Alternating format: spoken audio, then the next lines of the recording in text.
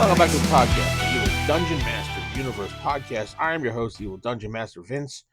Hopefully you had a great weekend, and it's time for a new podcast here on the channel. Alrighty, it's Monday. A little tired here in the morning, so we're going to try to get this going today. Ask the DM at theevildm.com is my email address. Theevildm.com is my website. Ko-fi.com/evilDMs is where you can donate, or you can join my YouTube channel for 99 cents a month. Got that all out of the way. Great. Today I'm going to talk a little bit about alignment. One specific alignment, one that I just really don't like in my campaigns. And this is just, of course, these are just based upon my opinion and my experiences over the years since playing AD&D or any D&D edition. The one alignment that I absolutely do not like is true neutral. I could deal with chaotic neutral and the whole I'm crazy, so I could do whatever I want when people try to play that. I could deal with chaotic neutral. True neutral just bothers me quite a bit. And I was looking through the books, and they each have their own little example of them. But so one thing that I really appreciated about with Palladium Fantasy, when I play Palladium Fantasy, Kevin Sambidia in there actually lists in there that no one can actually be true neutral. It's not possible for a player character to be true neutral, thus that they don't even have that alignment in their system. And I appreciated that, because I can't stand true neutral. So on page 33 of the Player's Handbook, the revised cover, the true neutral looks upon all alignments as facets of the same of the system of things. Thus, each aspect, evil and good, chaos and law of all things must be retained in balance to maintain the status quo. For things as they cannot be improved upon except temporarily, and even then but superficially. Nature will prevail and keep things as they were meant to be, provided the wheel surrounding the hub of nature does not become unbalanced through the work of unnatural forces, such as humans and other intelligent creatures interfering with what was meant to be. Naturally, there are other... that's the end of it. Okay. Wait, maybe this... Well, we just... Anyway. Naturally, there are all variations of shades of tendencies within each alignment. The descriptions are generalizations only. A character can be basically good in its true neutrality, and tend towards evil. It is probable that your campaign referee will keep a graph of the drift of your character on the alignment chart. This is affected by the actions and desires of your character during the course of each adventure, and will be reflected upon in the graph. You may find that these actions are such to cause the declared alignment to shift to some other. And that's one of the major reasons I can't stand true neutrals, because I'm not keeping a damn graph of everything you do. I like the alignments as they are. Either I'm going to play with the alignments totally, or just no alignments whatsoever. When I was doing a while back, I created my own set of alignments, and it was light, dark, and gray, and I gave people the ability to kind of drift when it came to the alignments. And a lot of people played light because they want to play a good character, but they also had the ability when playing light that they could drift a little bit towards actions that justified the means.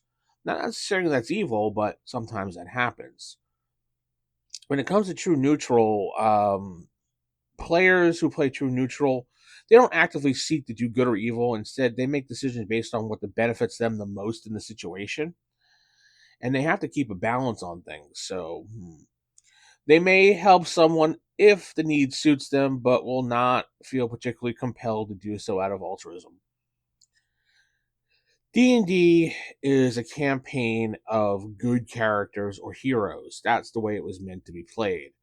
Now, sure, you could play an evil character and view it that way.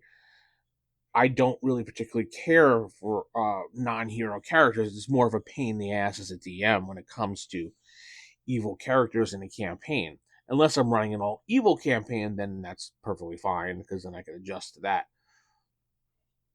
All those times that I have played an evil character over the years, I never really thought about it from a DM's perspective of how much of a pain in the ass is to be neutral evil or lawful evil, and your group is all good characters trying to save the day, and meanwhile you're there as a lawful evil character or a neutral evil character just screwing around. Why not, right? But True neutral bothers me to the point that I don't want to have to graph out and keep track of your decisions as a player. I like that if you're playing neutral good, obviously neutral good is uh, will do the best that they can do to help out and help themselves. They tend to stay good. Lawful good, obviously, you know what the lawful good is. I know there's a lot of controversy around lawful good and how lawful good you should be. Uh, I don't really mind lawful neutral because lawful neutral is kind of like in between good and evil, and it lets you kind of follow the laws, but twist them somewhat, but follow them in the way you want. So chaotic neutral used to really, really get on my nerves because everyone who played chaotic neutral played it as they basically a scapegoat. I'm going to be chaotic neutral to kill everything. So some scenarios I was thinking about with true neutral were a mercenary who fights for whoever pays them the most without considering the morality of their employer.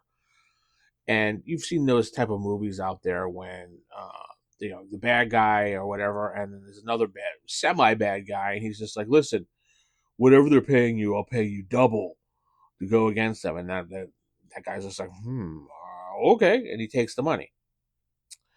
So it's just you have to maintain balance with true neutral. So if one side is going to, you could stay out of the whole conflict, and that's kind of boring, and that's why I can't stand the alignment. But true neutral has to stay out of a lot of situations because they don't want to over push one side or the other. They want to let things play out as it should be. So, what do you do as a player? Don't play true neutral. That's what you do as a player.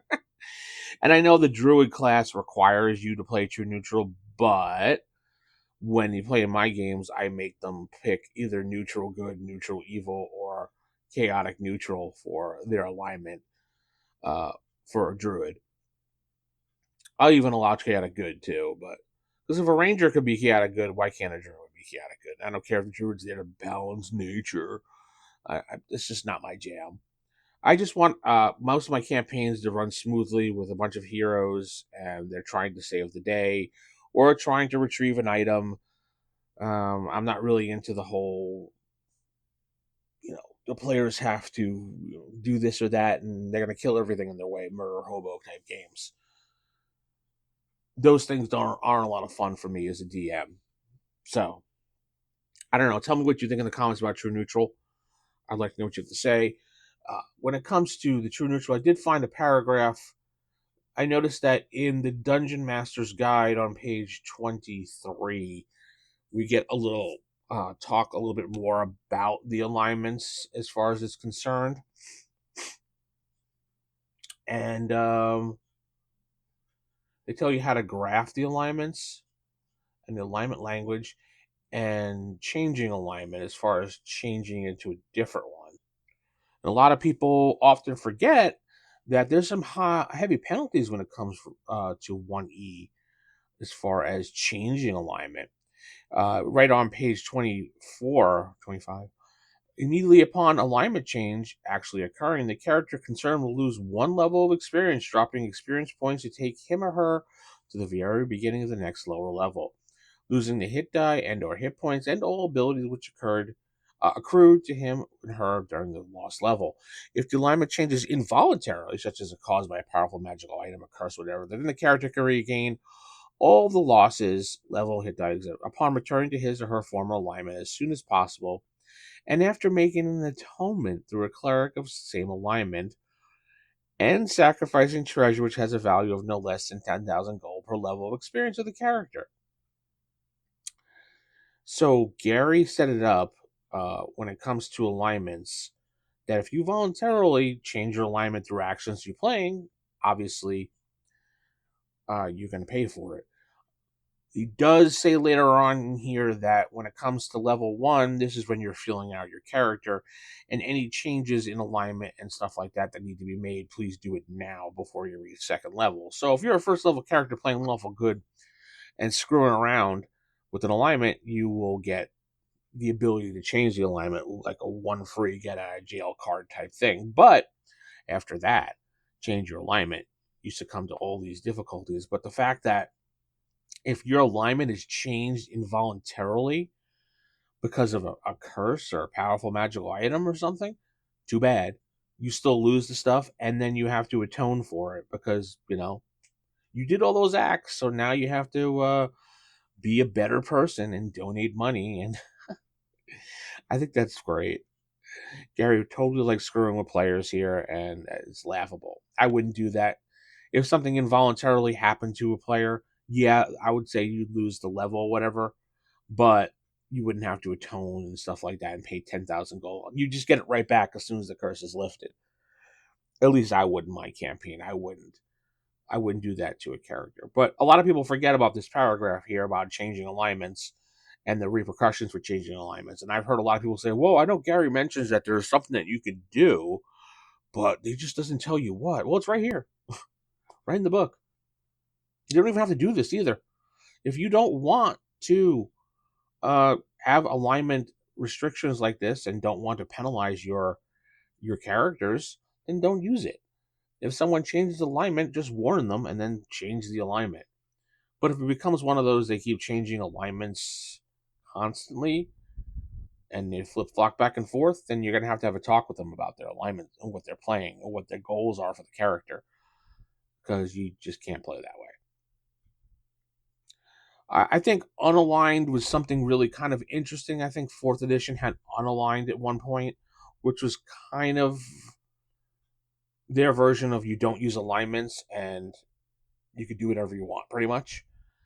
It didn't mix well with other people playing other alignments. I think if you were going to use unaligned in a campaign, make everybody unaligned. That way they could play how they want, and there's no, "Oh, well, I'm lawful good, but you're playing unaligned. That doesn't match with what I'm talking," things like that. So either play with the alignments as they are, or use unaligned, or whatever. Or make everybody true neutral. I don't know. Tell me what you think in the comments. I'm interested to know what you think about true neutral and how you use it in your games. Do you allow players to play it? Do you keep a heavy eye on them? Tell me.